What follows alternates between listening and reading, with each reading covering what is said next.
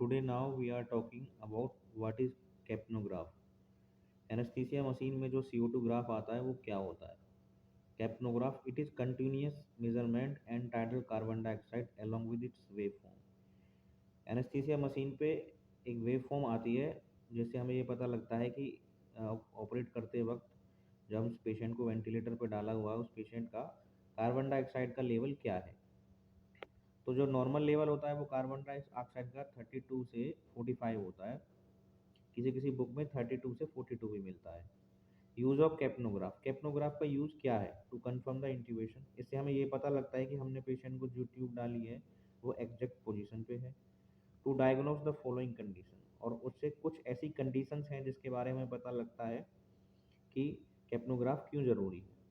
यदि EtCO2 वहाँ पे जीरो दिखा था, if flat line on wave form is seen, हमने पेशेंट को ट्यूब डाल दी और अगर वहाँ पे EtCO2 वाले स्पेस पे अगर हमें फ्लैट लाइन दिखाई देती है एनेस्थीसिया मशीन के ऊपर, तो हमें समझना चाहिए कि या तो हमने इसोफेजियल इंटूबेशन किया है, या पेशेंट का कंप्लीट रेस्पिरेटरी ऑब्स्ट्रक्शन है, या हमारी ट्यूब डिस्कनेक्ट हो गई है, या हमारा वेंटिलेटर फेलियर हो गया है, या आपका पेशेंट का कार्डियक अरेस्ट हो गया है। यदि आपके पेशेंट का CO2 का लेवल डिक्रीज करता है तो आपको कैसे पता लगेगा कि आपके पेशेंट का CO2 लेवल किस किस कंडीशन में डिक्रीज होता है।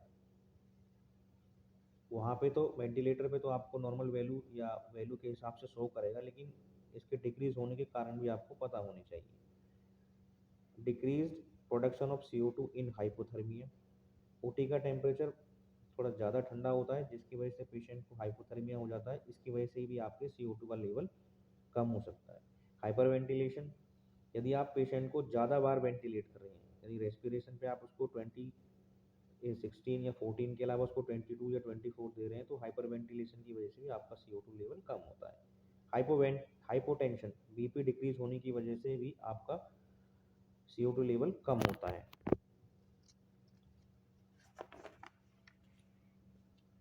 Increase in CO2 is seen in, यदि आपको कार्बन डाइऑक्साइड के वेव फॉर्म पे अगर आपको CO2 लेवल बढ़ा दिखाई देता है तो उसके क्या कारण हो सकते हैं? उसका पहला कारण हो सकता है कि आपका सोडा लाइन जो है वो एग्जॉस्ट हो गया हो, पेशेंट को फीवर हो, उसका रेस्पिरेटरी मेटाबॉलिज्म चेंज हो, या उसका रेस्पिरेटरी डिप्रेशन में हो ड्यू टू अपॉइड्स।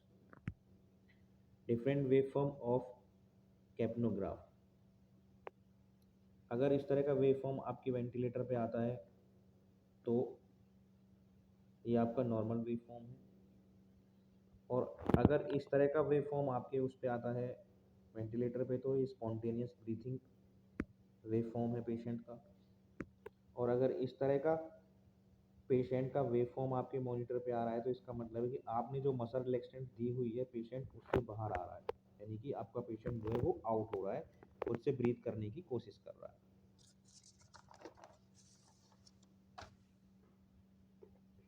यदि आपका वेव फॉर्म वेंटिलेटर पे इस तरह के शो कर रहे हैं जिसमें आपका CO2 का ग्राफ छोटा बड़ा बन रहा हो तो इसका मतलब आपका CO2 का लेवल भी कम हो रहा है।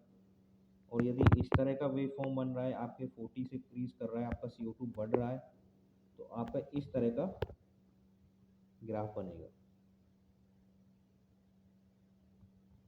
और यदि आपको इस तरह का वेव फॉर्म आता है, आपका ग्राफ बनते बनते बीच में टूट जाता है, तो इसका मतलब आपका कहीं से कोई लीक हो रहा है, डिस्कनेक्शन हो गया है, या कोई ऑब्स्ट्रक्शन वगैरह हो गया है, उसको आप